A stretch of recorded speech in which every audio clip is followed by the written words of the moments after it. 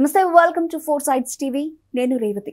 అగ్రరాజ్యం అమెరికాకు రెండోసారి ట్రంప్ అధ్యక్షుడు అయిన తర్వాత తన దేశమే ఫస్ట్ అంటూ పలు కఠిన అనాలోచిత నిర్ణయాలు తీసుకుంటూ ఇతర దేశ ప్రజలే కాదు, సొంత దేశ ప్రజల వ్యతిరేకతను మూటగట్టుకుంటున్నాడు. ఇక తాజాగా తన నిర్ణయాల్లో భాగంగా యుఎస్ లో అక్రమంగా వెహికల్స్ నడుపుతున్న వారిపై వేటు వేసేందుకు సిద్ధమయ్యారు. ఒక్క డ్రైవర్ చేసిన తప్పు కారణంగా ప్రస్తుతం వేలాది మంది ఉద్యోగాలు ఊడిపోతున్నాయి. భారత సంతతికి చెందిన ఓ ట్రక్ డ్రైవర్ చేసిన ప్రమాదం కారణంగా విదేశీ డ్రైవర్లపై కఠిన చర్యలు తీసుకుంటున్నారు. అమెరికాలోని కాలిఫోర్నియా రాష్ట్రం వేలాది మంది విదేశీయుల వాణిజ్య డ్రైవింగ్ లైసెన్స్లను రద్దు చేయాలని నిర్ణయించింది. ఇక నుంచి అలాంటి లైసెన్సులు చెల్లవని తెలిపింది. ఫలితంగా భారత సంతతికి చెందిన డ్రైవర్లపై తీవ్ర ప్రభావం పడింది.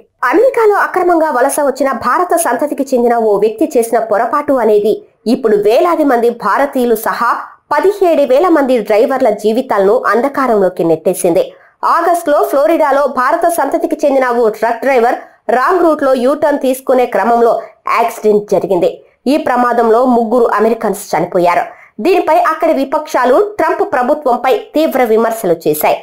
దీంతో వెంటనే దిద్దుబాటు చర్యలు చేపట్టిన ట్రంప్ సర్కార్ కాలిఫోర్నియా రాష్ట్రం విదేశీయులకు జారీ చేసిన వాణిజ్య డ్రైవింగ్ లైసెన్సులను క్యాన్సిల్ చేయాలని నిర్ణయించింది.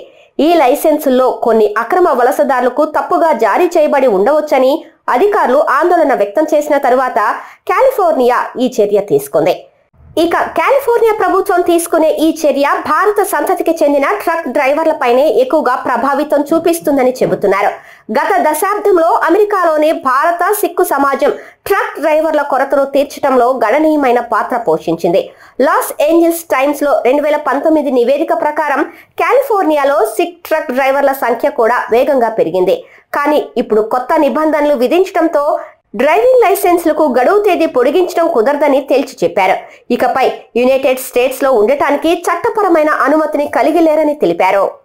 అమెరికాలోని విదేశీ ట్రక్ డ్రైవర్లకు ఇంగ్లీష్ భాషపై పట్టులేదు. రోడ్డు పక్కన బోర్డులన్నీ ఇంగ్లీష్ లో రాసి ఉంటాయి. వాటిని చదివి అర్థం చేసుకోలేకపోవడంతో తరచూ ప్రమాదాలు జరుగుతున్నాయని ఆరోపిస్తున్నారు. ఈ క్రమంలోనే అలాంటి వారిని అమెరికా నుంచి పంపించి వేయాలని నిర్ణయించారు. ఇటీవల ట్రక్ డ్రైవర్లకు పరీక్షలు నిర్వహించారు. కనీసం రాయడం మాట్లాడడం రాని వారిపై నిర్దాక్షిణ్యంగా వేటు వేశారు. దాదాపు 7,000 మంది ట్రక్ డ్రైవర్లను తీసేశారు. అందులో ఇండో అమెరికన్ సిక్కు డ్రైవర్లే ఎక్కువ మంది ఉన్నారు. అమెరికాకు పంజాబ్, హర్యానా నుంచే ఎక్కువ మంది డ్రైవర్లు వెళ్లారు. వారిలో చాలా మందికి ఇంగ్లీష్ ప్రావీణ్యం లేదు. అందుకే రోడ్డు పక్కన బోర్డులను చదవలేకపోతున్నారని, అర్థం చేసుకోలేకపోతున్నారని తెలుస్తోంది. అందుకు కాలిఫోర్నియాలో జరిగిన రోడ్డు యాక్సిడెంట్ నిదర్శనంగా నిలిచింది. ఏదేమైనా కూడా తెలుసో తెలియకనో ఒక వ్యక్తి చేసిన తప్పిదం అనేది ఎంతమందికి శాపంగా మారిందనే చెప్పాలి.